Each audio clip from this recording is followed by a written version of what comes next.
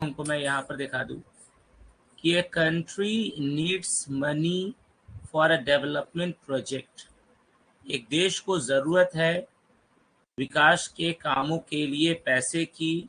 What can it do, it आया है देश के लिए, यह क्या कर सकता है, क्वेश्चन मार्क्स।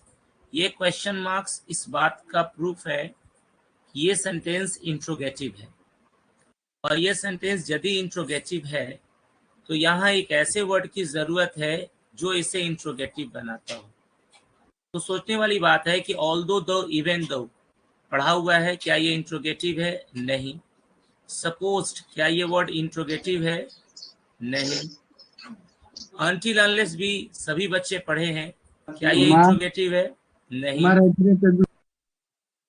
और दैट, दैट के बारे में बात करें तो दैट का मतलब की होता है, दैट भी इंट्रोगेटिव वर्ड नहीं है। यानी इससे पहले क्लास में हम लोग क्लियर कर चुके हैं कि व्हेन जो है ये एक इंट्रोगेटिव वर्ड है, और इसीलिए यहाँ परफेक्ट आंसर व्हेन माना जाएगा। हम लोग इस क्वेश्चन को क्लियर कर चुके हैं। कुछ लोग अब लेट में क्लास ज्वाइन किए या फिर उनका क्लास ज्वाइन होने के बाद कट गया, तो इसलिए हम इस बात को पहले समझा चुके हैं। दूसरा क्वेश्चन मैंने बताया था कि it can dash to the world bank और Asian development bank for it. यह कैन का मतलब मैंने समझा दिया है सब कुछ, और समझाने के बाद जाहिर सी बात है इसमें 15-20 ऐसे बच्चे हैं जो कि लाइव सेशन में नहीं आ पाए, वो ज्वाइन नहीं हो पाए थे, तो उनका ये वाला ऑप्शन का एक्सप्लेनेशन तो उनको नहीं पता चल पाया। तो मैंने बताया अभी अभी कि कैन के साथ जब आता है तो V1 आता है। इस बेस पर ये अपील्स गलत और रिक्वेस्ट गलत। ये जो सॉलिसिट है इसका मतलब निवेदन करना या याचना करना या रिक्वेस्ट करना होता है, और इसके साथ कोई प्रीपोजिशन नहीं आता है। जैसे मैं कहता हूं कि मैं तुमसे रिक्वेस्ट करता हूं, आई रिक्वेस्ट यू, उसी तरह से आई सॉलिसिट यू, कोई प्रीपोजिशन नहीं आता, और यहाँ प्रीपोजिशन टू है, इस वजह से ये भी नहीं होगा। और गो और अप्रोच के बीच क्या अंतर होता है ये अभी अभी सभी लोगों को बता दिया गया है, और उम्मीद है इसका आंसर भी सब लोग समझ चुके हैं। जो लोग क्लास कर नहीं पाए, लाइव सेशन में नहीं जुड़ पाए, अब वो तो नहीं सुन पाए हैं कि गो और अप्रोच में क्या अंतर है, लेकिन शॉर्ट में समझा दें। जो गो है वो वर्ब के जैसा काम करता है, और जो अप्रोच है वो वर्ब और नाउन दोनों ही रूप में काम करता है। तो यदि ये नाउन के रूप में काम करता है तो इसके साथ प्रीपोजिशन टू आता है, और वर्ब के रूप में काम करता है तो नहीं आता है। नाउन के रूप में काम करता है तो इसके साथ प्रीपोजिशन आता है, और वर्ब के रूप में काम करता है तो नहीं आता है। जितने लोग क्लास कर रहे हैं इसमें से हम जो फिगर देख रहे हैं, मोटा मोटी 10 ऐसे बच्चे हैं जो अभी एक्स्ट्रा जुटे हैं। 10 स्टूडेंट्स एक्स्ट्रा जुटे हैं, बाकी लोग पहले वाले ही हैं। तो 10 को छोड़ दिया जाए तो ये सारे बच्चे इसका एक्सप्लेनेशन सुन चुके हैं। तो दूसरा का आंसर बी होगा ना? देखो यहाँ लिख रहे हैं बाबू, देखो यहाँ लिख रहे हैं, ये देख लो, देख लिए? हाँ सर। चलो, अब जो लोग लाइव सेशन में नहीं जुट पाए टेक्निकल इश्यू की वजह से या फिर जो कहें, उनका ये दो ऑप्शन का एक्सप्लेनेशन छूट गया है। अब हम लोग आगे बढ़ेंगे तीसरे क्वेश्चन की। तो जितने लोग एक्सप्लेनेशन सुने हैं वो मुझे बताएं, क्या एकदम क्लियर है कि नहीं क्लियर है? जी सर क्लियर है। पहला और दूसरा चलो अब हम आगे बढ़ते हैं तीसरे क्वेश्चन की ओर, मूव ऑन। हाँ, यहां से देखते हैं तीसरा क्वेश्चन। तो मैं बता दूं कि पहला क्वेश्चन और दूसरा क्वेश्चन पिछले 10-15 मिनट से चल रहा था, वो क्लियर करा दिया गया है। जो लोग लेट में क्लास ज्वाइन किए या उनका लाइव सेशन टेक्निकल इश्यू की वजह से नहीं आ पा रहा था, वो लोग नहीं जुट पाए। ऐसा हालांकि होता नहीं है, मगर इस बार हो गया, बैड लक है। तो उनका ये दो एक क्वेश्चन छूट चुका है। अब वो कभी समझना होगा तो मेरे से क्लास में समझ लेंगे, या ऑफ टाइम में कभी समझ सकते हैं। अब हम आगे बढ़ रहे हैं इस क्वेश्चन पर। तो यहाँ क्लियर है कि जब एक देश को जरूरत होती है डेवलपमेंट प्रोजेक्ट के लिए पैसे की, तो यह क्या कर सकता है? तो यह जा सकता है किसके पास? वर्ल्ड बैंक के पास या एशियन डेवलपमेंट बैंक के पास, फॉर एड मतलब सहायता के लिए। यानी आपको सहायता चाहिए तो जाहिर सी बात है आप वर्ल्ड बैंक के पास जा सकते हैं या एशियन डेवलपमेंट बैंक के पास जा सकते हैं सहायता की। ये लाइन हमारा कंप्लीट हुआ। आगे कह रहा है कि a country with a foreign currency problem, a country with a foreign currency problem can ask the International Monetary Fund for dash dash। यानी यहाँ इस सेंटेंस में क्वेश्चन है कि एक देश जिसको फॉरेन करेंसी प्रॉब्लम है, फॉरेन यानी उनके पास विदेशी मुद्रा की समस्या है, वो अपनी समस्या रख सकता है, अपनी समस्या यहाँ आस्क बताने के लिए है, बता सकता है किसको, इंटरनेशनल मॉनेटरी फंड। एक्चुअली में जो लोग इकोनॉमिक्स पढ़ते हैं उनको पता है कि IMF क्या है, इंटरनेशनल मॉनेटरी फंड क्या है, उनको पता है। एक देश को जब फॉरेन करेंसी की समस्या आती है, विदेशी मुद्रा की समस्या आती है, तो वो अपनी बात किसे कहता है, इंटरनेशनल मॉनेटरी फंड को। और अपनी बात जब उनसे कहता है तो जाहिर सी बात है उसको प्रॉब्लम है, फॉरेन करेंसी की प्रॉब्लम है, तो उसको कुछ समस्याएं हैं तो वो समस्याओं को बताता है, यानी अपनी समस्याओं को दूर करने की बात वहां करता है। तो यहाँ एक वर्ड आ गया है फॉर, और फॉर के बाद खाली स्थान है। अब हम लोग यहाँ पर देखते हैं कि इनमें से कौन सा ऑप्शन यहाँ आ सकता है।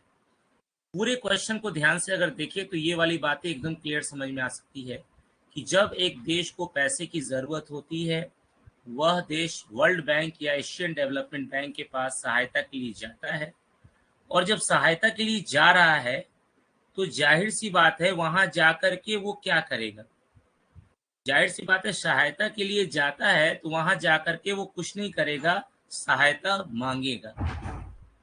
सहायता के लिए जाता है फॉर एड कि भाई मेरी सहायता कीजिए, तो वहां जाकर के वो सहायता का मांग करता है।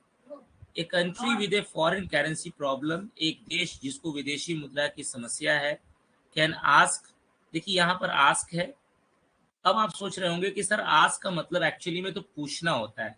मैं यहाँ थोड़ा सा इसको मिटा के समझा दूं कि देखो भाई, आस्क का मतलब पूछना होता है, लेकिन अगर आस्क के साथ फॉर लग जाए तो इसका मतलब होता है मांगना। सिंपल शब्दों में समझेंगे, आस्क फॉर मतलब मांगना। तो यहाँ साफ कह रहा है कि ये जो देश है, इसे जब फॉरेन करेंसी प्रॉब्लम आती है, विदेशी मुद्रा की समस्या आती है, पैसे की दिक्कत आती है, तो ask international monetary fund for. Ask for का मतलब मांगना। जैसे मैं तुमसे कलम मांगता हूं तो हम बोलेंगे कि I ask you for a pen. तो जो बच्चा इस सेंटेंस को अच्छे से समझ चुका है वो समझ जाएगा कि ask you for, ask you for का मतलब हो गया कि मैं तुमसे, आस्क फॉर मतलब मांगना, और जिससे हम मांगते हैं उसको हम आस्क फॉर के बीच में लिख देते हैं। I ask you for a pen मतलब हुआ कि मैं तुमसे मांगता हूं, क्या मांगता हूं, तो एक कलम मांगता हूं। बस वही कॉन्सेप्ट यहाँ यूज किया गया है कि एक देश जब उसे पैसे की दिक्कत आती है तो वो IMF इंटरनेशनल मॉनेटरी फंड से आस्क फॉर मांगता है। अब जाहिर सी बात है पैसे की दिक्कत आएगी तो क्या मांगेगा, क्या मांग सकता है। तो यहाँ हम पारापारी देखते हैं। ये जो असिस्टेंस वर्ड है, असिस्टेंट्स, असिस्टेंट्स हम किसे कहते हैं, साथ काम करने वाले। भाई वो मेरा असिस्टेंट है, साथ काम करने वाले। तो असिस्टेंट का मतलब होता है साथ काम करने वाला, सहयोगी। सॉल्यूशन मतलब हल, उसे पैसे की जरूरत होगी तो वो IMF से क्या मांगेगा, हल मांगेगा, सॉल्यूशन, हल। हल एक्चुअली में क्या होता है, हल होता है आप कोई क्वेश्चन कर रहे हैं तो उसका सॉल्यूशन आप किसी से पूछते हैं कि भैया तुमने क्वेश्चन बना लिया है ना, इसका सॉल्यूशन क्या आया, कितना आंसर आया बता दो। तो सॉल्यूशन का मतलब होता है हल, दिमाग लगाएंगे। रिलीफ, रिलीफ का मतलब होता है राहत। और हेल्पिंग और बैकिंग ये दो वर्ड है। ध्यान से अगर समझेंगे तो हेल्पिंग और बैकिंग दो वर्ड है। और अब मैं ज्यादा कुछ नहीं बताऊंगा, सबसे पहले हम चेक करेंगे कि आप लोगों ने तीसरा नंबर क्वेश्चन का आंसर एक्चुअली में दिया क्या है। सॉल्यूशन हल हो गया, असिस्टेंस सहायता करने वाला, साथ काम करके मदद करने वाला, रिलीफ मतलब राहत, रिलीफ जो है वो वर्ब है, ठीक है। अगर इसका नाउन फॉर्म देखें तो ये इसका नाउन होता है रिलीफ, रिलीफ वर्ब है, और हेल्पिंग और बैकिंग ये दो वर्ड है। पहले मैं पोल के जरिए एक बार क्लियर कर लूं कि इसका आंसर आप लोगों ने क्या लगाया है। चलिए 1 मिनट, इसका आंसर जो आप दे रहे हैं वो बताएं कि इसका आंसर क्या होगा। जल्दी जल्दी आंसर दें, जो लोग पढ़ाए हैं तीसरा नंबर क्वेश्चन का आंसर फटाफट बताएं।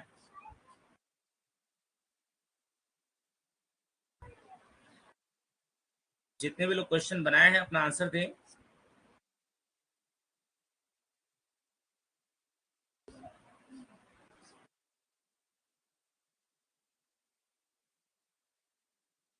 चलिए, अलग अलग लोगों ने अलग अलग आंसर दिया है, अपना जिसको जो समझ में आया अपना आंसर में लिखा है।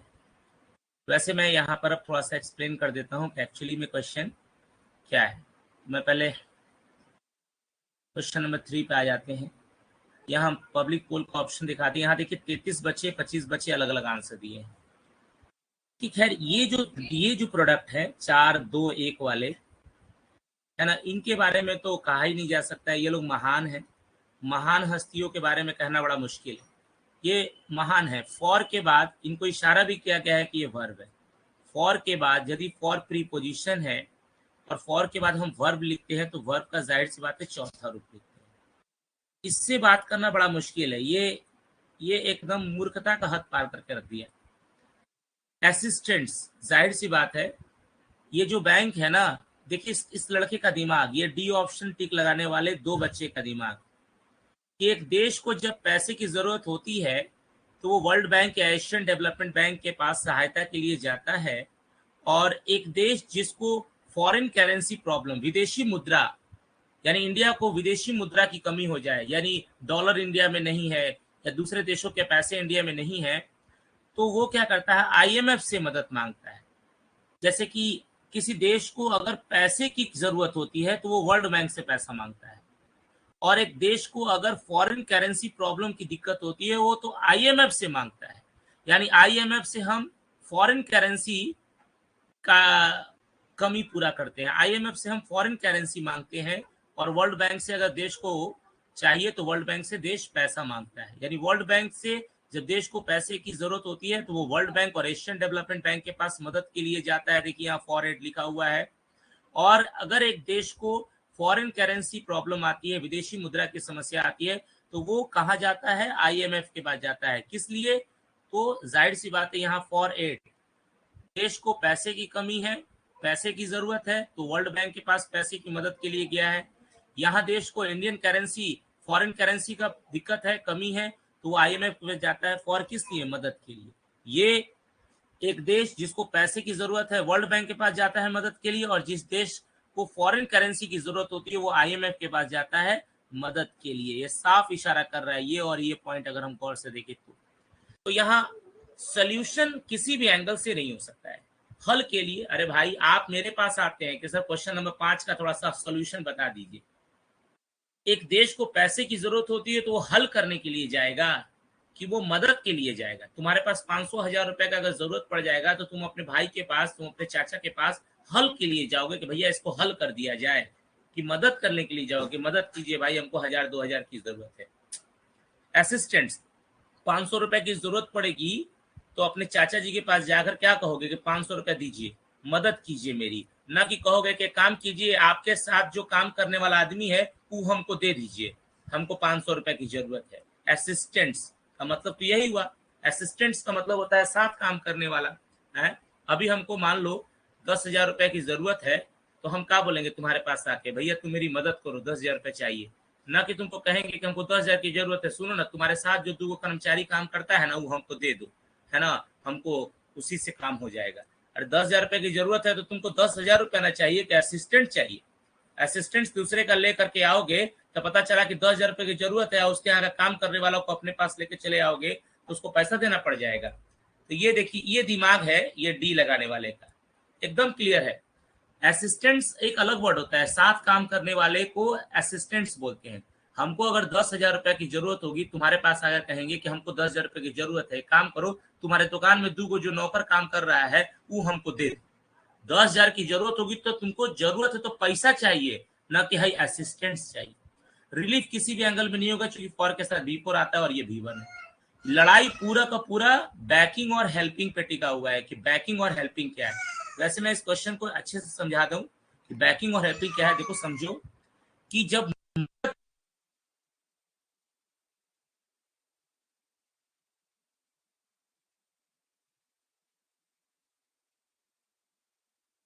फॉर हेल्प, और फॉर हेल्प लिखने का मन नहीं है तो हम लोग लिखते हैं फॉर बैकिंग। यानी ये बहुत ही सिंपल सा पॉपुलर सा वर्ड है, जिसको पता होगा वो सीधे आंसर देगा, जिसको नहीं पता होगा वो गलत करेगा। फॉर एड लिखना है, लिखो फॉर हेल्प। तुम बोलते भी हो कि मैं मदद के लिए चिल्लाता हूं, आई क्राई फॉर हेल्प। कोई भी बच्चा ये नहीं कहता है कि I cry for helping, I cry for helping, helping नहीं, हेल्प। तो जाहिर सी बात है इस क्वेश्चन में हम लोग देख रहे हैं यहाँ पर कि अगर फॉर के बाद हम हेल्पिंग लिखेंगे तो ये आईएनजी की वजह से गलत है। इसका मतलब इसका रियल आंसर क्या है? इसका रियल आंसर है ए ऑप्शन। यानी ये 25 बच्चे हैं जिनका आंसर सही है। तो एक बार मैं पूछ लूं सारे बच्चों से, रिलीफ क्यों गलत हुआ? क्लियर है? Yes sir. ठीक है। असिस्टेंट क्यों गलत हुआ? क्लियर है? Yes sir. सॉल्यूशन क्यों नहीं होगा? एकदम क्लियर है? Yes sir. Yes sir. Yes sir. और हेल्पिंग और बैकिंग, ये दोनों का अंतर क्लियर समझ में आ गया है? Yes sir. चलिए ठीक है, तो सारे बच्चे समझ चुके हैं, इसलिए हम आगे बढ़ रहे हैं। अगर किसी बच्चे को कोई डाउट है तो वो अपना अभी क्वेश्चन डाउट रख सकता है, क्योंकि फिर आगे बढ़ जाएंगे तो फिर पीछे नहीं आएंगे। Sir sir. चलो, तो मैं एक बार बोल रहा हूँ, यहाँ से सब लोग चेक कर लेंगे। पहला क्वेश्चन ये मैंने समझा दिया है, जो लोग लेट में ज्वाइन कर पाए टेक्निकल इश्यू की वजह से वो इसका एक्सप्लेनेशन नहीं सुन पाए। पहला का आंसर है ई। दूसरा क्वेश्चन भी मैंने समझा दिया है, दूसरा का आंसर है बी, गो। और तीसरा क्वेश्चन भी मैंने समझा दिया जिसका आंसर है ई। अब हम लोग मूव करते हैं चौथे क्वेश्चन पर। ये तो चौथे क्वेश्चन में भी हम लोग समझ चुके हैं सारी बात कि भाई अगर एक देश को पैसे की जरूरत है तो वर्ल्ड बैंक के पास सहायता के लिए जाता है, और एक देश को फॉरेन करेंसी की प्रॉब्लम है तो आईएमएफ के पास सहायता के लिए जाता है।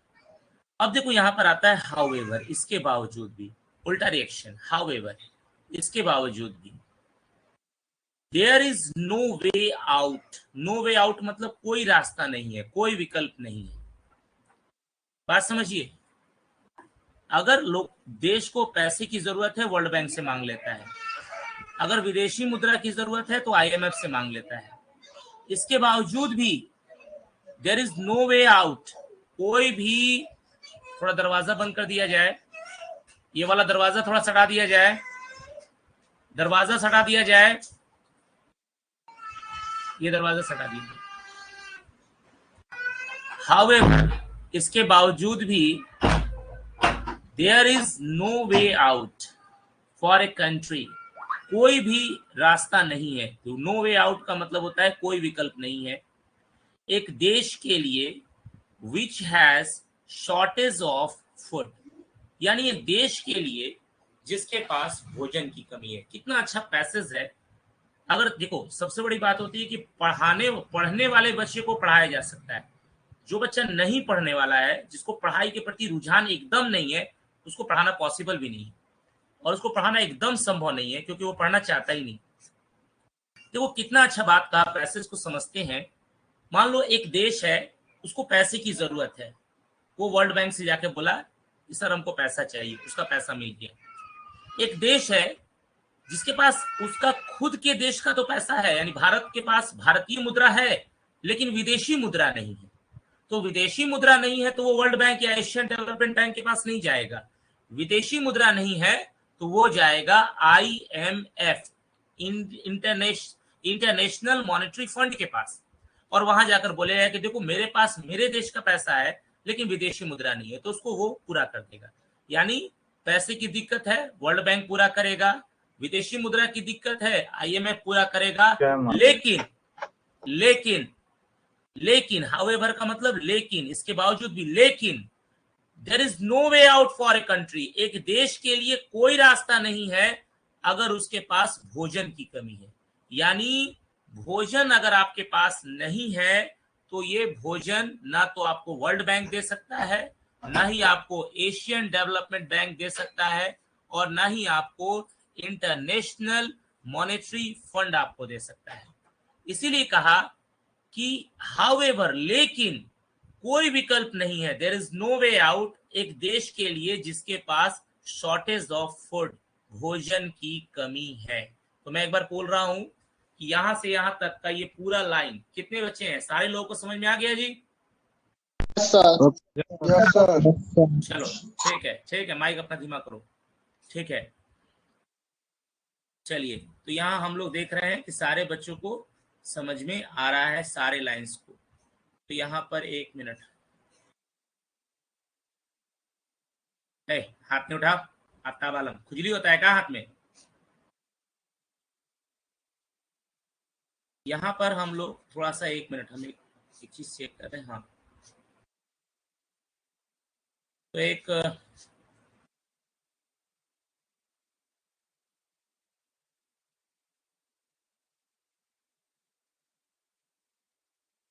हाँ जी, तो यहाँ पर हम लोग सब कुछ देख रहे हैं, सारे बच्चों का यहाँ आंसर भी दिख रहा है।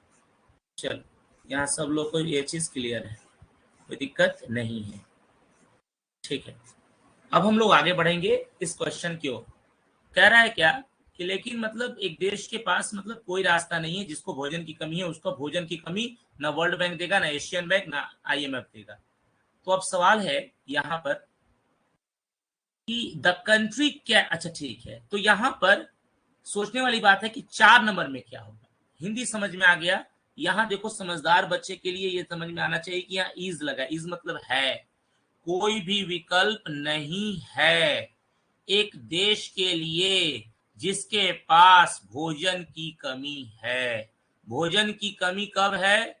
और कोई भी रास्ता उसके पास नहीं है। लेकिन तो ये सोचना है कि यहाँ पर कौन सा ऑप्शन होगा। तो यहाँ मैं एक बार पोल करा दूं, पोल के जरिए देख लेता हूं कि क्या आंसर आप दे सकते हैं, और उसके बाद हम लोग आगे बढ़ेंगे। पोल के जरिए आप क्वेश्चन नंबर 4 का आंसर बताने जा रहे हैं। चलिए, क्वेश्चन नंबर 4 का आंसर आपको बताना है।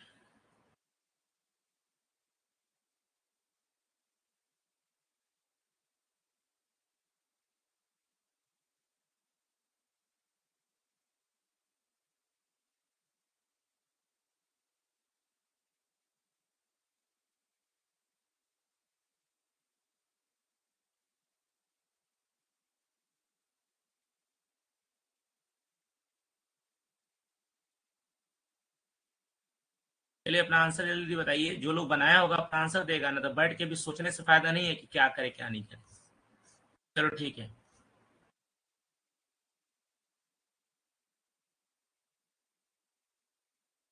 तनु कुमारी आपका पहला क्लास है तो वैसे आप इस बैच के हैं नहीं, फिर भी क्या आपको समझ में आ रहा है? ये तो लेट क्लास ज्वाइन किए हैं टेक्निकल इश्यू की वजह से। बाकी ये जो हिंदी समझाया जा रहा है आपको समझ में आ रहा है? तनु कुमारी रिप्लाई करें।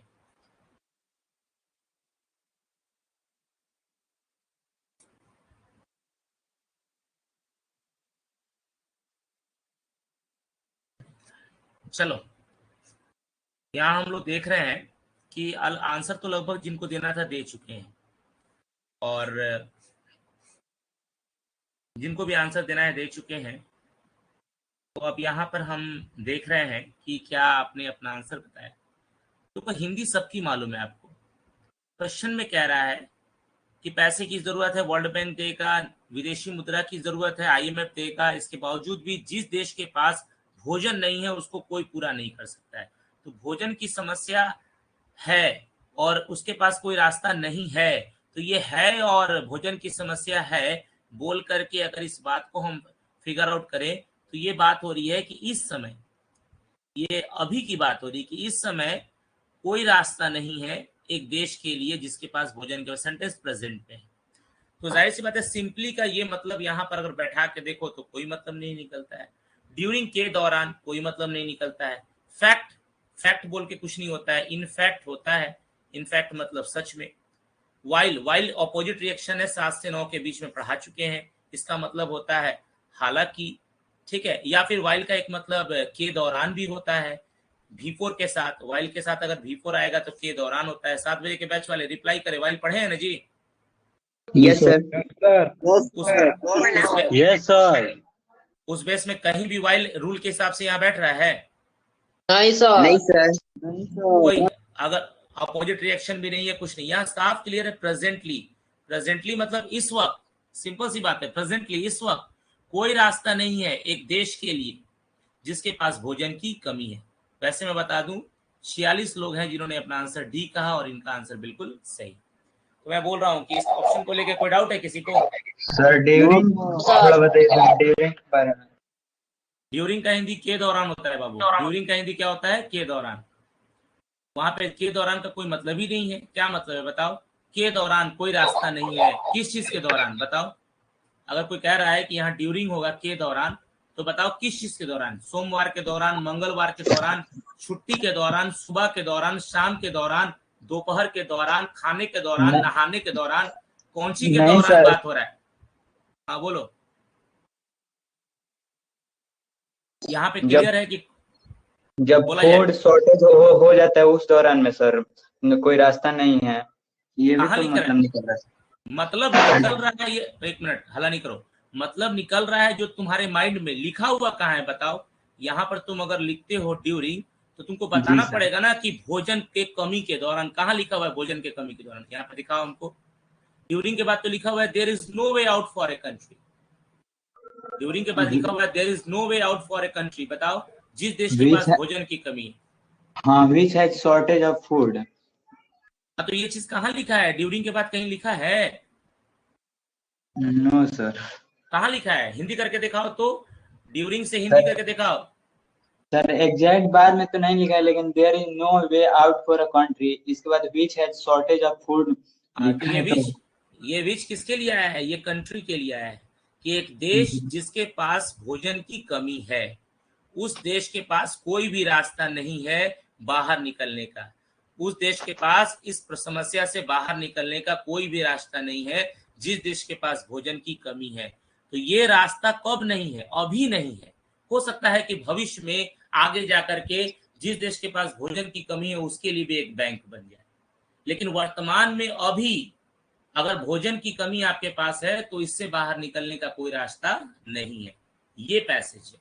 अगर तुम ड्यूरिंग लिखोगे तो होना चाहिए ना भाई कि ड्यूरिंग दिस मंथ या ड्यूरिंग हिज जर्नी, इसके यात्रा के दौरान, ड्यूरिंग दिस मंथ, इस महीने के दौरान, ड्यूरिंग दिस ईयर, इस साल के दौरान देश के पास कोई रास्ता नहीं है बाहर निकलने का। ऐसा कुछ भी यहाँ नहीं लिखा हुआ है। समझ में आ रहा है मोहन? जी सर।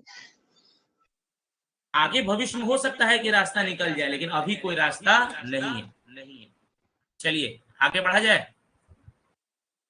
सर नेक्स्ट क्वेश्चन, चौथा। ध्यान दीजिए अगले क्वेश्चन पे। ये बहुत आसान है। हिंदी बता देते हैं। अटेम्प्ट सबको पता है, फिर भी बता देते हैं। कोशिश, येट, लेकिन, ट्राई, इसका मतलब ही मालूम है, कोशिश करना। स्टार्ट हिंदी क्या होता है? शुरू करना। और इवेन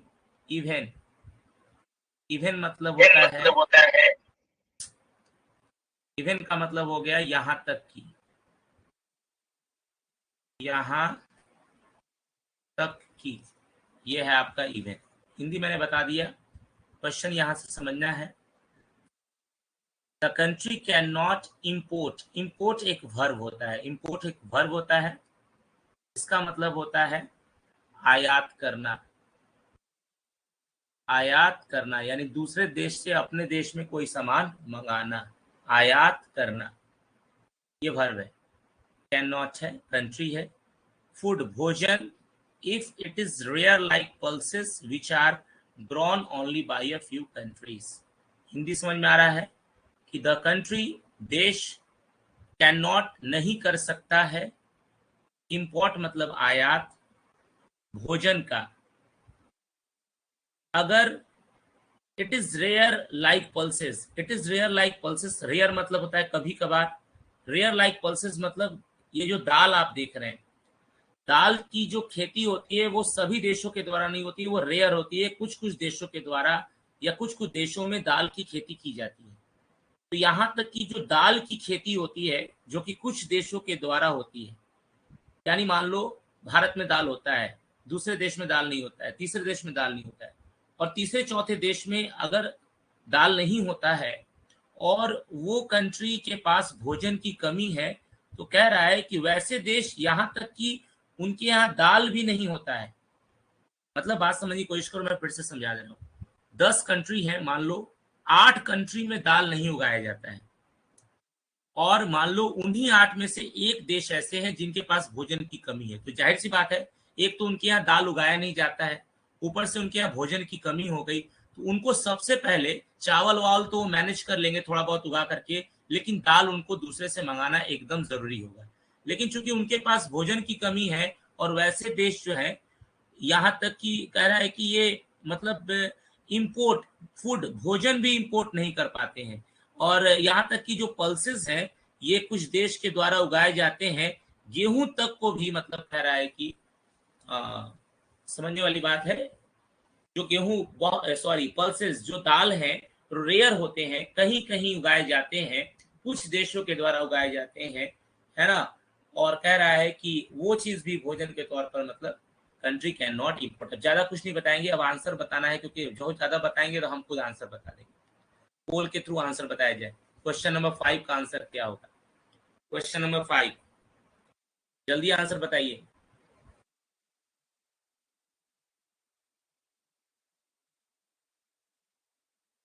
जल्दी जवाब दें।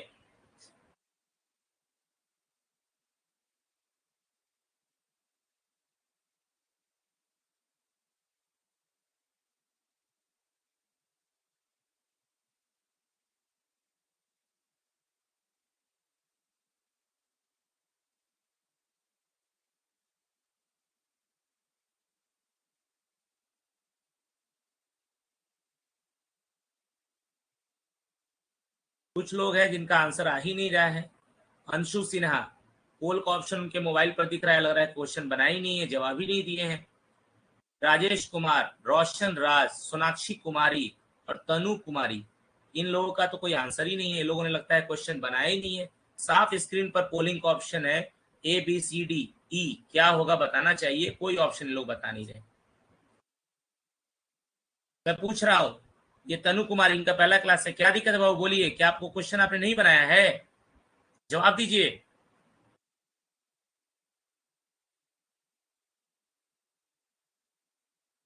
कोई जवाब नहीं है। अंशु सिन्हा, क्या दिक्कत है जी इस क्वेश्चन में? कोई जवाब नहीं। सब पढ़ेगा तब ना जवाब देगा। चलो जी, सबसे तो बात करना मुश्किल है। देखिए, द कंट्री कैन नॉट, ये जो देश है, कैन नॉट एक वर्ब होता है। यहां से मैं डिलीट कर रहा हूं सब कुछ, वर्ब है कैन नॉट इम्पोर्ट। इम्पोर्ट मतलब आयात करना। सारे वर्ड की हिंदी देखी जाए तो कैन नॉट के बाद ये वर्ब है। अब ये वर्ब है तो जाहिर सी बात है इसके पहले अगर एक और वर्ब लिख देंगे तो ये तो गलत माना जाएगा, क्योंकि जाहिर सी बात है हम क्या बोलेंगे, आई कैन नॉट रीड, मैं नहीं पढ़ सकता। अब रीड के पहले यहाँ भी एक वर्ब लगा दे कि I can not play read, तो ये प्ले क्या है, गलत है। उस बेस पे अटेम्प्ट गलत, ट्राई गलत, स्टार्ट गलत, लेकिन और इवन में अंतर यहाँ यूज बताना है। तो साफ क्लियर है, कंट्री कैन नॉट इवन मतलब यहां तक कि इंपोर्ट मतलब आयात नहीं कर सकता। जो देश है यहां तक कि आयात भी नहीं कर सकता, है ना। वो देश जिनके मैंने कह रहा है कि रेयर, अगर it is rare like pulses, मतलब अगर उसको पल्सेस गेहूं भी मंगाना हो, जो गेहूं कुछ देशों के द्वारा उगाई जाती है, वैसी चीजें जो रेयर है, कहीं कहीं मिलती है और उसकी उसको जरूरत है, वैसी भी चीज को वो आयात नहीं कर सकता। एकदम सिंपल सा बात है कि आंसर क्या हो जाएगा, सी ऑप्शन। तो मैं पूछ रहा हूँ, हाँ जी, क्या ये क्लियर है ना सभी लोगों का? Yes sir. सर चलिए, तो यहाँ 45 लोगों का आंसर पूरी तरह सही है। महान पाठक, अभी तक कोई डाउट इसमें? No sir. चलिए, अब हम लोग आगे बढ़ते हैं अगले क्वेश्चन पर। क्वेश्चन नंबर 6, यहां से आगे बढ़ते हैं। यहां तक हम लोग पहुंच चुके हैं। हिंदी में सब क्लियर है ना? सब सारा का सारा लाइन एकदम, ये लाइन क्लियर है ना? देश आयात भी नहीं कर सकता अगर it is rare like pulses, अगर गेहूं पल्सेस दाल जैसी चीजें, अगर दाल जैसी चीजें हैं, उस दाल जैसी चीज को भी वो खरीद नहीं सकता जो कहीं कहीं उगाई जाती है। अब देखिए क्या कर रहा है, इन सच केसेस, इस तरह की परिस्थिति में the problem is more, problem बहुत अधिक क्या हो जाता है। वैसे मैं बता दूं, अगर कोई बच्चा इसकी हिंदी अगर खाली देखा होगा ना, सब वर्ड की हिंदी, तो बता देगा। हिंदी में अभी नहीं बताऊंगा, सबसे पहले मैं पोल करा लूं फिर हिंदी बताऊंगा।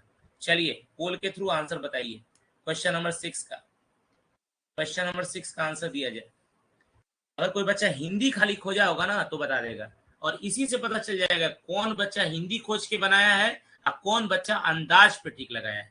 इसी से क्लियर हो जाएगा कौन हिंदी खोज के बनाया है और कौन अंदाज पर टिक लगाया है, कौन हिंदी खोजा है और कौन अंदाज पर टिक लगाया है। इसी से क्लियर हो जाएगा।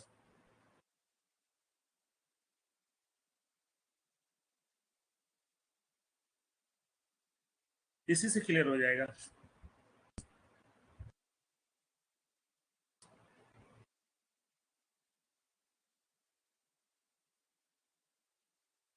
चलिए, जो बच्चे जिनको ही पता है वो अपना जवाब दे चुके हैं, और जिनको पता ही नहीं है वो, या फिर वो बनाए नहीं है, वो खाली बैठ गया है लेकर के, चलिए केबीसी किया जाएगा, आगे पीछे कुछ भी दबाया जाएगा, उन लोग का तो बातें मत कीजिए।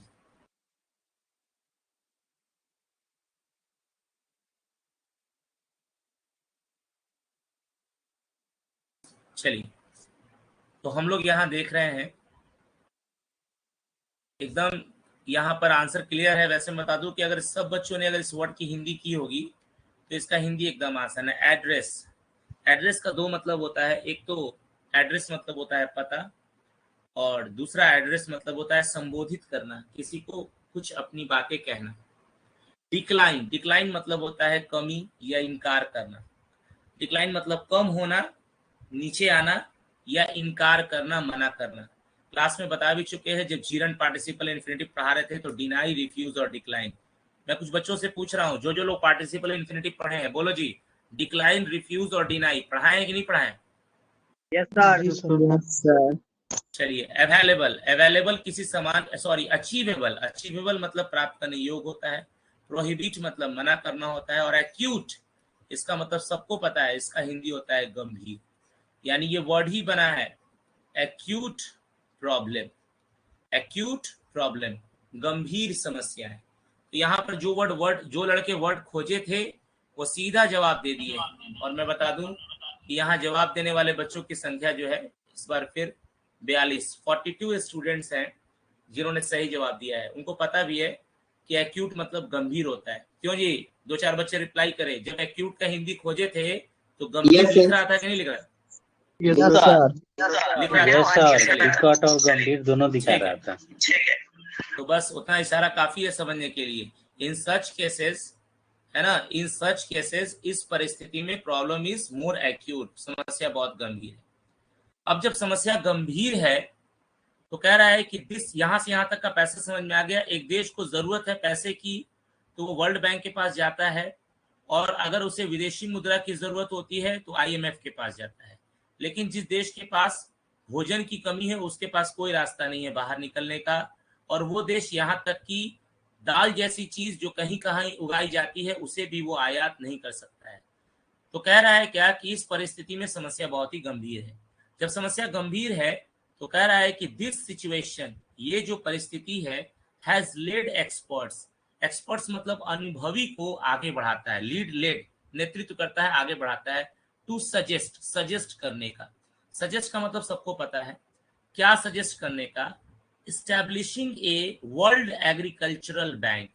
हाँ भाई, बात क्लियर है कि अभी यहाँ पे सब क्लियर था कि एट प्रेजेंट हम लोगों ने 4 में टिक लगाया था, क्योंकि अभी एक प्रॉब्लम है कि जिसके पास भोजन की कमी है उसकी भोजन की समस्याओं को दूर करने के लिए कोई बैंक नहीं है।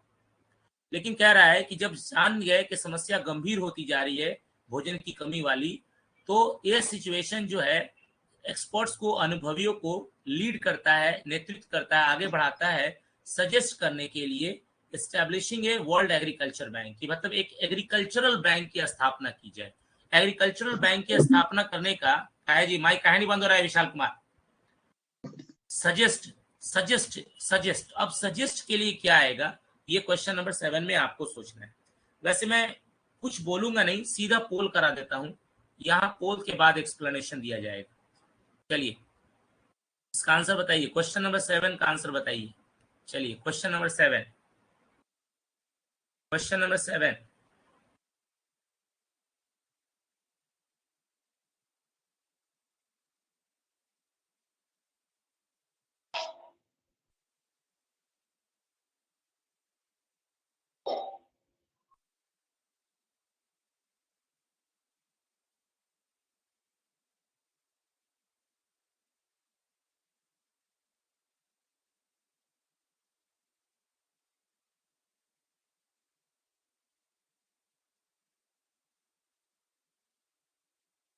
चलिए, जिसको जितना आता था उसने अपना जवाब दे दिया है, बाकी जिसको नहीं आता है वो जवाब नहीं दे पाए।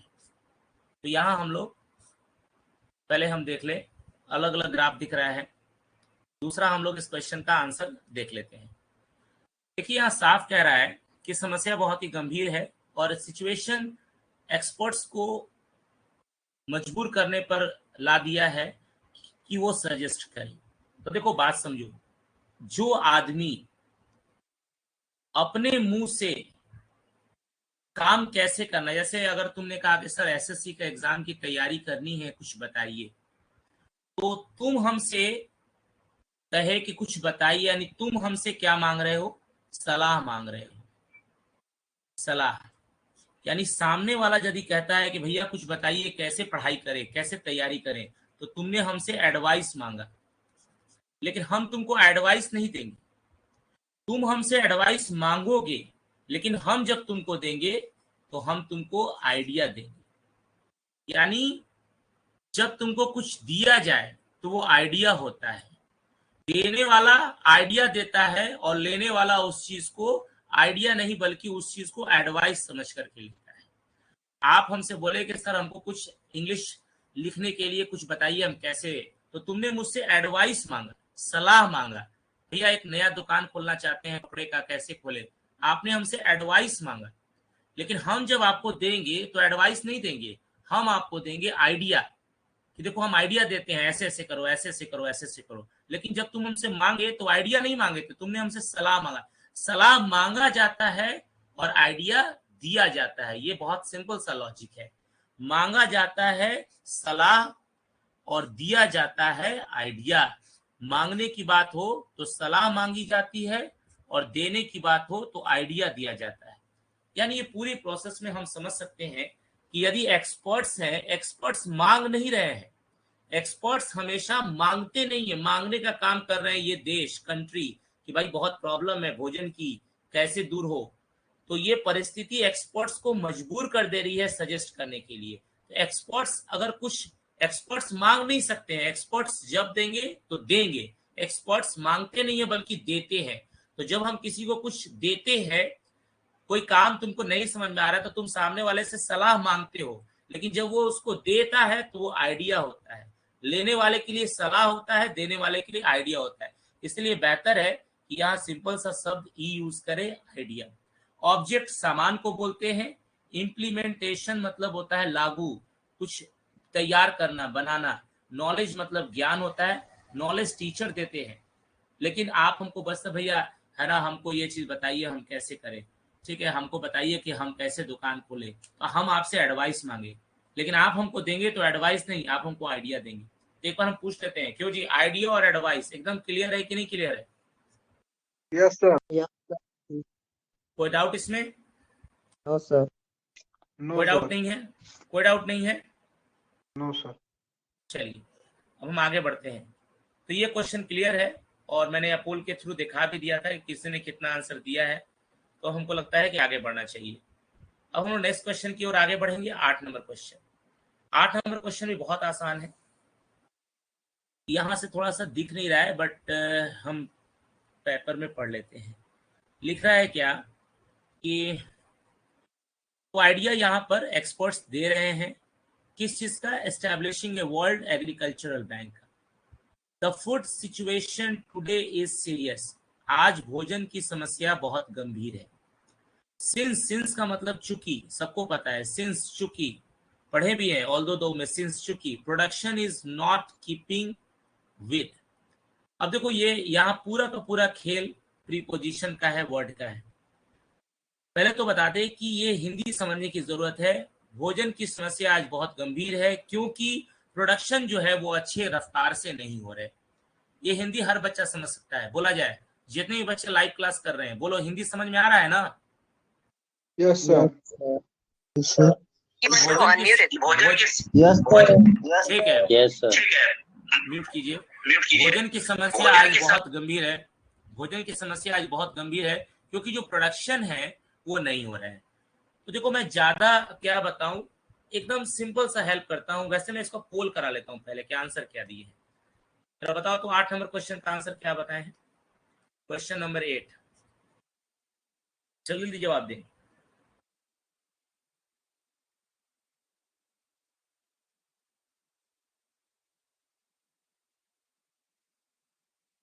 चलिए, जो भी है अपना आंसर दे चुके हैं। बाकी लोग 3-4 लोग तो आंसर दे ही नहीं रहे, तो उनका क्या कहा है, दे ही नहीं रहा है।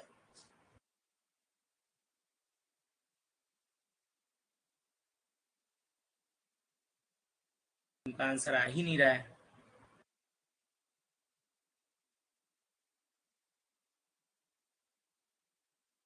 चलिए, तो हम पहले इसका एक्सप्लेनेशन दे दें और उसके बाद हम लोग देख लेंगे क्वेश्चन नंबर 8।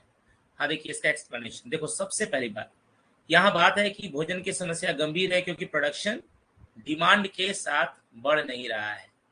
देखो, एक वर्ड होता है, ध्यान से समझना, कीप अप विथ।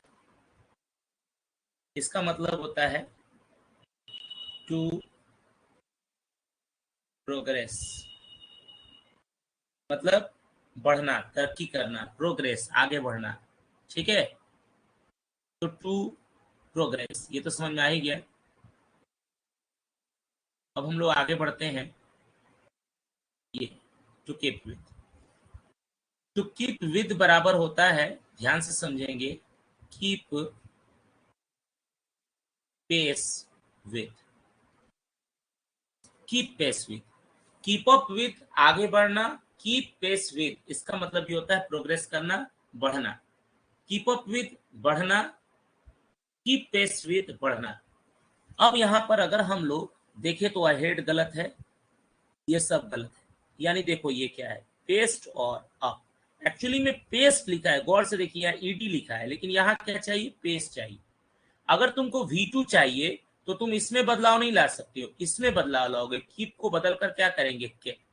अगर V4 चाहिए तो हम कीप में ING लगा देंगे, कीपिंग। लेकिन ये पेस जो है, ये पेस का पेस ही रहेगा, ये बदलने वाला नहीं है।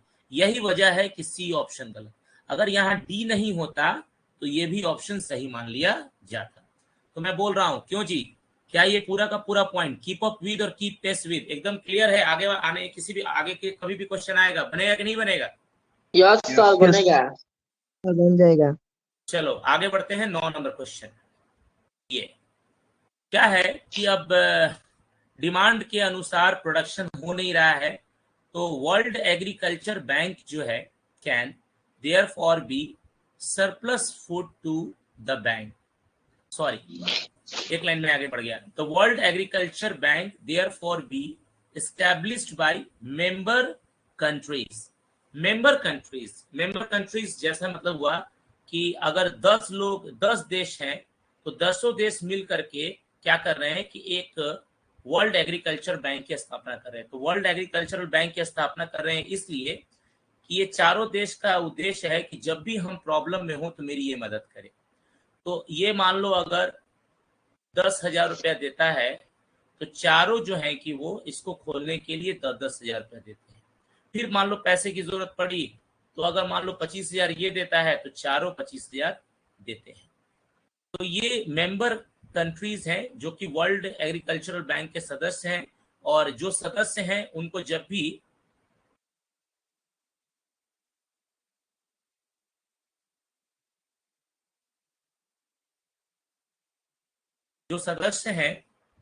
भी अगर प्रॉब्लम्स आती हैं पैसे की या कोई भी, तो ये वर्ल्ड एग्रीकल्चरल बैंक उसकी क्या करेगा, मदद करेगा।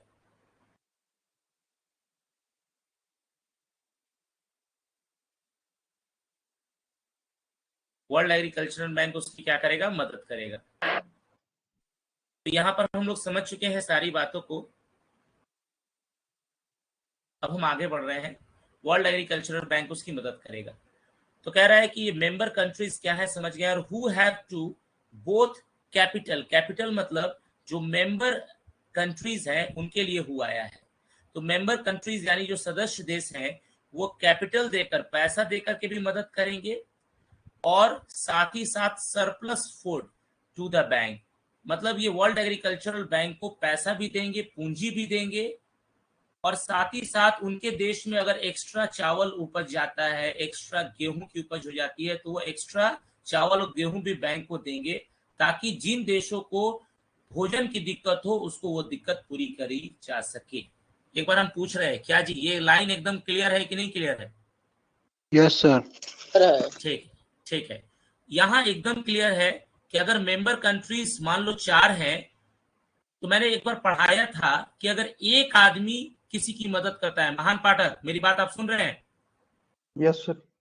हाँ देखो, आप ही को बता रहे हैं, उस दिन आपसे ही मेरा ये कन्वर्सेशन चल रहा था कि एक आदमी किसी को मदद करता है तो हेल्प, लेकिन उस आदमी को मदद तुम भी करते हो, हम भी करते हैं, कोई और भी करता है, तो अब वो मदद का नाम बदल जाता है। अब वो मदद बदलकर क्या हो जाता है, आपको याद होगा क्या हो जाता है? कॉन्ट्रीब्यूट।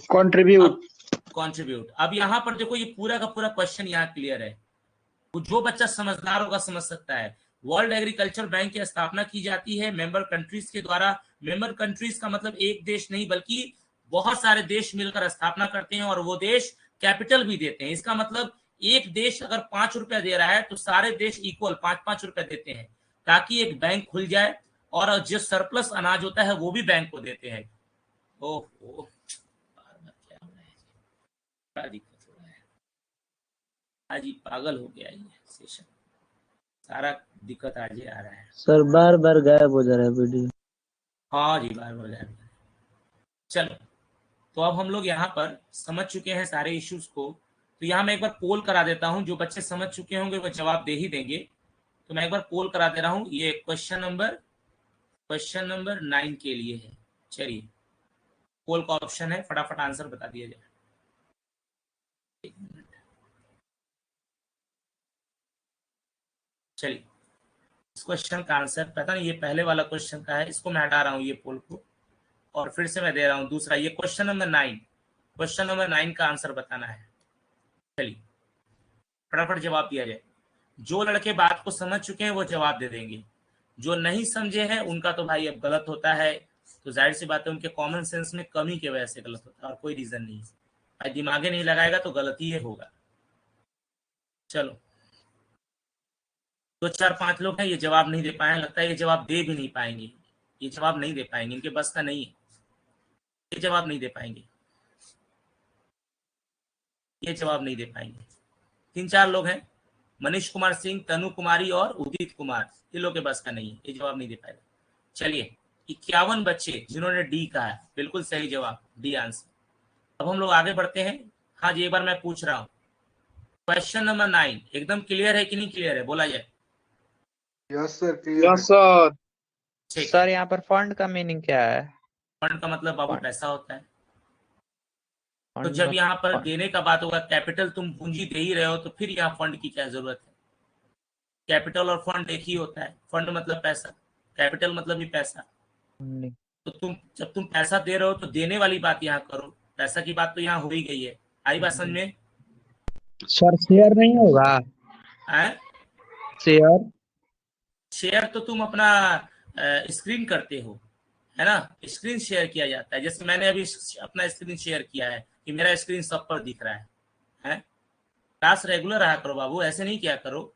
मदद की बात हो रही है या पैसा दिया जा रहा है, शेयर किस बात का होगा?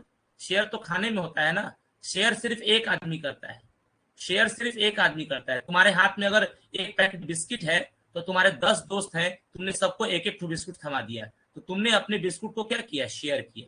लेकिन यहाँ तुम अपनी चीज अगर 10 लोग को दे देते हो तो वो शेयर होता है, लेकिन यहाँ 10 लोग मिल करके एक ठो सामान के लिए पैसा दे रहे हैं, तो जाहिर सी बात है 10 लोग मदद कर रहे हैं, तो यहाँ पर शेयर नहीं बल्कि क्या कर रहे हैं? कंट्रीब्यूट। इससे पहले हम लाइव सेशन में हेल्प और कंट्रीब्यूट पढ़ाए थे, क्या तुम लाइव सेशन में थे? बोलो, शेयर पूछने वाला स्टूडेंट। जी सर। तो तुमको याद नहीं है जी पहले वाला हेल्प और कंट्रीब्यूट? याद नहीं था सर। देखो, पढ़ाई किया करो, पढ़ाई किया करो। हाँ जी, सब लोग ध्यान से समझेंगे। शेयर और कंट्रीब्यूट, हेल्प मैंने बताया था। एक आदमी के हाथ में अगर एक बिस्किट का पैकेट है, उसमें 10 पीस है, और वो उठ करके एक यहाँ पर क्या करता है कि 10 लोग हैं, और ये 10 लोगों को वो एक एक बिस्किट दे देता है, तो उसने अपना बिस्किट क्या किया, 10 लोगों में शेयर किया, बांट दिया। ये शेयर होता है। एक लड़का यहाँ पे प्रॉब्लम में है, और उसको ये लड़का अपना बिस्किट दे देता है, पूरा का पूरा बिस्किट इसको दे देता है, तो ये हेल्प हो गया। ये देखिए, ये सारे लोगों को पैसे की दिक्कत है, खाने लगी है, भूख लगी है। ओहो, आज क्लास ही नहीं चल पाएगा जी, नहीं क्या डिस्टर्ब।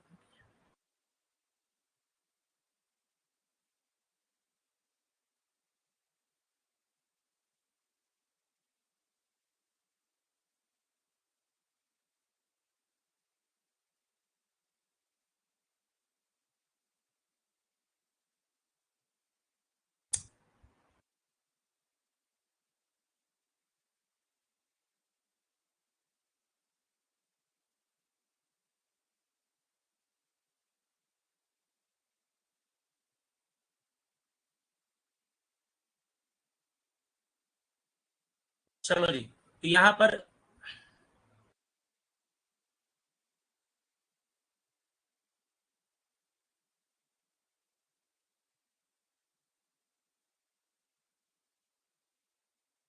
हाँ, तो बार बार हम बोल रहे हैं कि यहाँ पर अगर ये 10 लोगों को अगर तुमने अपना बिस्किट बांट दिया तो ये शेयर हुआ। एक आदमी दूसरे आदमी को अपना सारा बिस्कुट दे दिया तो हेल्प हुआ। और तुम एक आदमी हो और क्या करते हो कि इसकी मदद करते हो, तो हेल्प। तुम्हारे जैसे और भी लोग हैं जो इसकी मदद करते हैं, तो ये कंट्रीब्यूट हो रहा है, क्योंकि सब लोग मिलकर मदद कर रहे हैं। तुम अकेला अगर 10 लोगों को अपनी चीज बांटते हो तो वो शेयर होता है।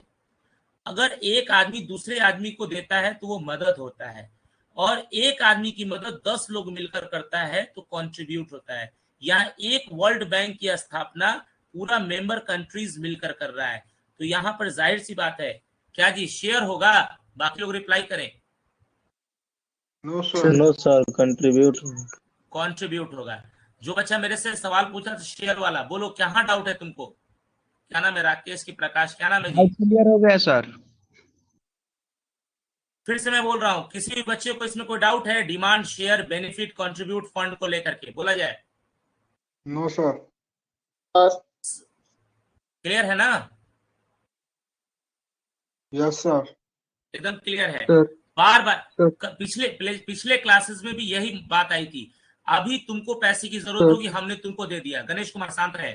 आपको पैसे की जरूरत होगी, मैंने आप शांत रहे, हम बोल लेंगे तब बोलिएगा। आपको पैसे की जरूरत होगी, मैंने आपको दे दिया हेल्प। आपको पैसे की जरूरत है, हम भी दिए, मैथ्स वाले भी दिए, रीजनिंग वाले भी दिए, जीएस वाले भी दिए, चारों लोग मिल करके आपको पैसा दिए, वो होता है कंट्रीब्यूट।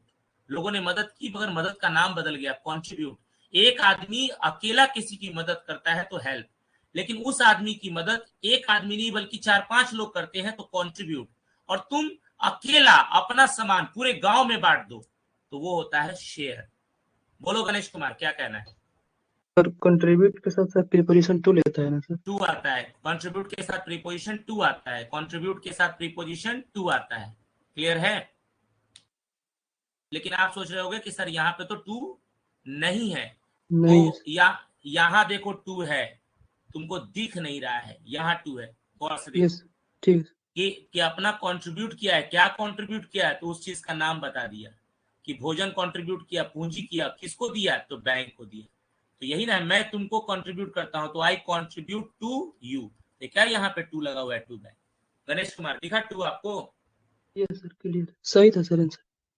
चलिए अब हम आगे बढ़ते हैं। The stocks. देखो स्टॉक्स का मतलब क्या होता है, बात समझना है। यहाँ से जो वर्ल्ड एग्रीकल्चर बैंक है उसकी स्थापना की जा सकती है मेंबर कंट्रीज के द्वारा। मेंबर कंट्रीज का मतलब जैसे इंडिया हो गया, चाइना हो गया, है ना, साउथ अफ्रीका हो गया, जापान हो गया, अमेरिका हो गया, ये सब मिल करके वर्ल्ड एग्रीकल्चर बैंक की स्थापना करते हैं और सारे देश इक्वल अमाउंट पैसा क्या करते हैं, कंट्रीब्यूट करते हैं।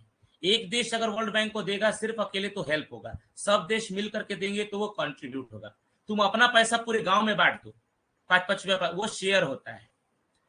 अपना टिफिन पूरे बेंच पर एक एक रोटी करके सबको बांट दो तो वो शेयर होता है। लेकिन एक आदमी की 10 आदमी मिलकर मदद करे या एक संस्था की 10 आदमी मिलकर मदद करे तो वो कंट्रीब्यूट होता है। मैं फिर से आगे बढ़ने से पहले पूछ रहा हूँ, कंट्रीब्यूट यहाँ क्यों हुआ? एकदम क्लियर है कि नहीं क्लियर है सबका? Yes sir. ठीक है, अब हम आगे बढ़ते हैं अगले क्वेश्चन पर। यहां देखिए साफ कर रहा है कि the stock would form A corps, CORPUS, corps. Corps का मतलब होता है लिखा। एकदम हद हो गया है इसका क्लास, तो पता नहीं है सही काहे हो रहा है।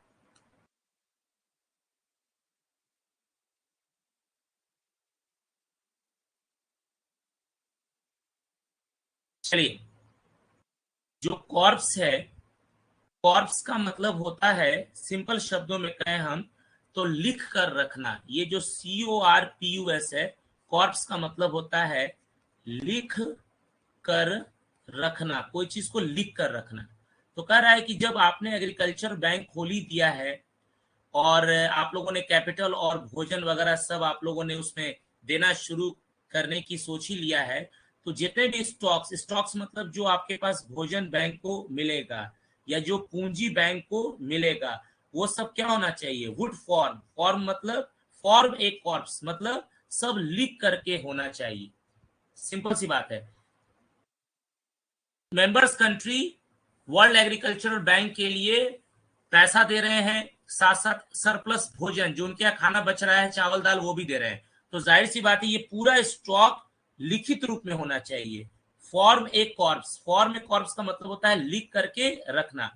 विच वुड बी यूज्ड, जिसका इस्तेमाल किया जा सके। विच वुड बी यूज्ड, जिसका इस्तेमाल किया जा सके। विच वुड बी यूज्ड, जिसका इस्तेमाल किया जा सके टू असिस्ट, मदद करने के लिए। किसकी? मेंबर्स। कौन से मेंबर्स? यही मेंबर कंट्रीज, जो वर्ल्ड एग्रीकल्चर बैंक के मेंबर कंट्रीज हैं, जिन्होंने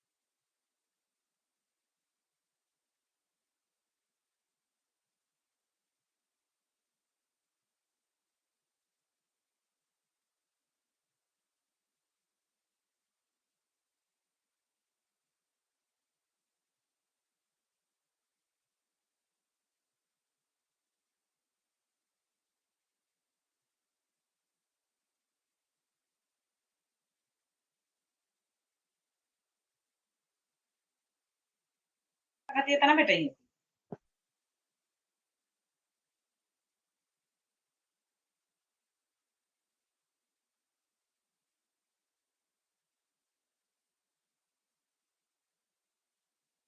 आवाज नहीं आ रहा है सर। नहीं आ रहा है सर।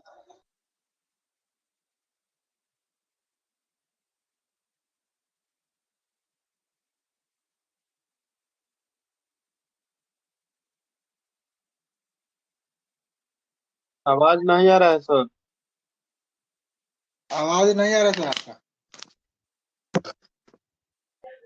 सर आपका कोई भी आवाज नहीं आ रहा है सर। सर आवाज नहीं आ रही है। सर आवाज नहीं आ रहा है सर।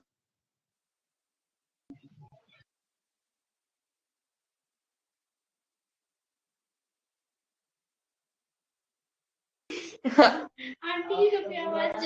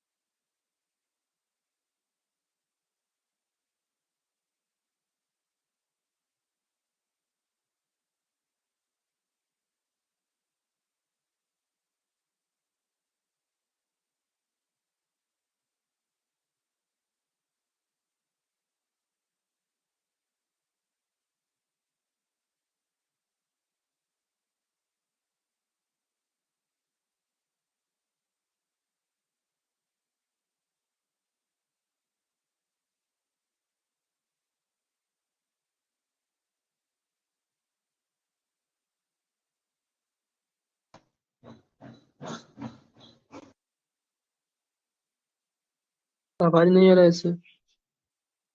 सर आवाज नहीं आ रहा है उधर से।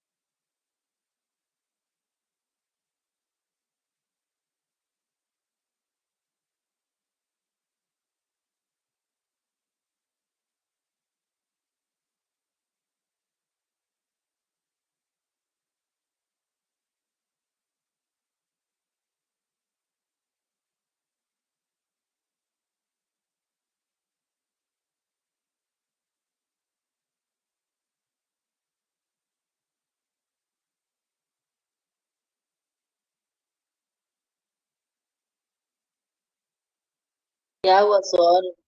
आवाज नहीं आ रहा है इधर।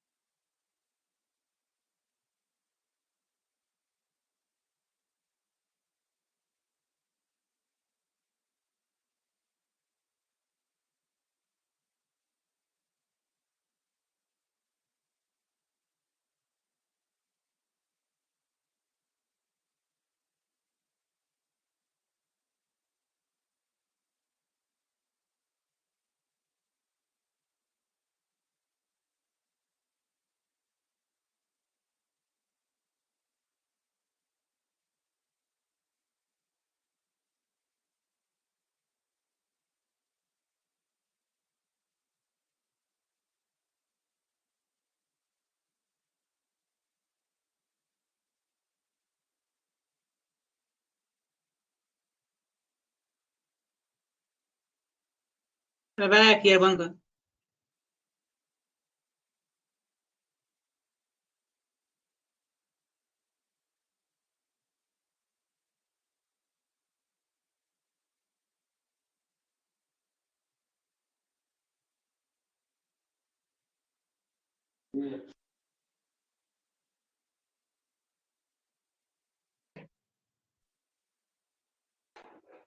आवाज नहीं आ रहा है।